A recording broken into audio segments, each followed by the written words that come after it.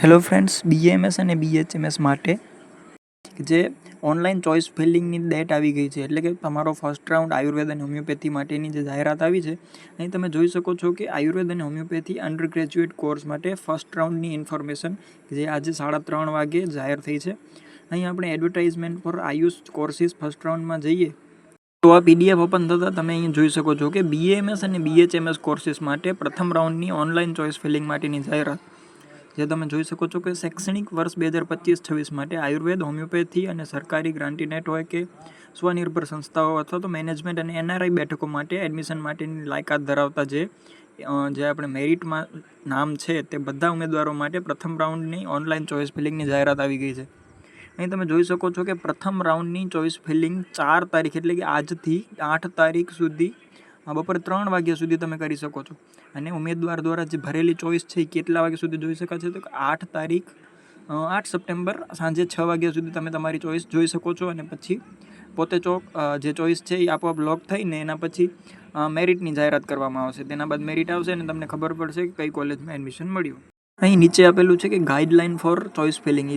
Choice ફિલિંગની guideline પણ તમે વાંચી લેજો એકવાર, કારણ કે કંઈ પણ ભૂલ કરતા નહીં ચોઇસ ફિલિંગમાં. અને કંઈ પણ ભૂલ પડતી હોય તો મને ઇન્સ્ટાગ્રામમાં તમે મેસેજ કરજો ચેનલમાં. અને general instruction for participate MBBS કોણ પાર્ટિસિપેટ કરી શકે 4 રાઉન્ડમાં એ તમે અહીં આ જે માહિતી છે તે આખી વાંચીને તમને ખબર પડી જશે કે કોણ ભાગ લઈ શકે, તમે એલિજિબલ છો કે નહીં. અહીં નીચે તમે જોઈ શકો છો કે MBBS, BDS અને BAMS અને BHMS અને MBBS અને BDS આ બંનેની ગુજરાત સ્ટેટ માટે પણ અલગ છે, આયુષમાં અલગ છે અને જે MCC દ્વારા જે ઓલ ઇન્ડિયા કોટાની લેવાય છે એ પણ અલગ છે. એટલે કે 4 પ્રક્રિયાઓ અલગ છે એ તમે જોઈ શકો છો. અહીં નીચે એવું લખેલું છે કે MBBS અને BDS અભ્યાસક્રમ માટે ભરેલ ટ્યુશન ફી એ BAMS અથવા તો BHMS ના અભ્યાસક્રમમાં એડજસ્ટ થશે નહીં. એટલે કે તમને BAMS અને BHMS અભ્યાસક્રમ માટે ભરેલી ફી એ પણ MBBS અને BDSમાં નહીં ભરે, એટલે કે ડબલ ફીસ ભરવી પડશે. વધારાની ફી ભરેલ છે તમને રિફંડ મળશે, પરંતુ તે સંપૂર્ણ પ્રવેશ પ્રક્રિયા પૂર્ણ થયા બાદ 3 રાઉન્ડ, 4 રાઉન્ડ અથવા તો 5 રાઉન્ડ જે થતા હોય એના પછી જ તમને મળશે. એટલે કે 4-5 મહિના બાદ તમને આ બધી ફી પાછી મળશે. એટલે તમે વિચારીને ડબલ કોલેજ સિલેક્ટ કરજો. નીચે આપેલું છે કે આયુર્વેદિક અને હોમિયોપેથી કોર્સિસની સરકારી ગ્રાન્ટીનેટ અથવા તો સ્વનિર્ભર સંસ્થાઓનો મેનેજમેન્ટ અથવા NRI બેઠકો માટે જે 15% સેલ્ફ ફાઇનાન્સ છે એના માટે અલગથી જે ચોઇસ ફિલિંગ કરવાની રહેશે. નીચે એવું આપેલું છે કે જે કોલેજને માન્યતા મળેલ નહીં હોય તેને તમને તેમાં સીટ મળશે તો તે તમારી સીટ ગણાશે નહીં. એટલે કે હજી કોલેજને કોઈને માન્યતા મળી છે કે નહીં આપણને હજી જાહેર થયું નથી. NCISM અથવા તો NCH જે છે એ જાહેર કરશે, એના બાદ જ આપણને ખબર પડશે કે કઈ કોલેજને માન્યતા મળી.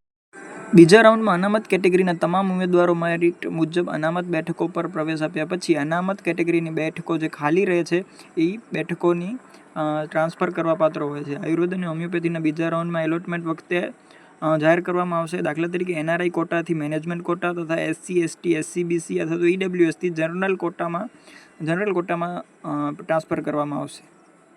પછી તમે અહીં જમણી બાજુ જોઈ શકો છો કે આયુર્વેદ માટેની અને હોમિયોપેથી માટેના જે ફી સ્ટ્રક્ચર છે, જે 2025 અને 26 માટે જે ફીસ વધારો કરવામાં આવ્યો છે એ તમે અહીં જોઈ શકો છો.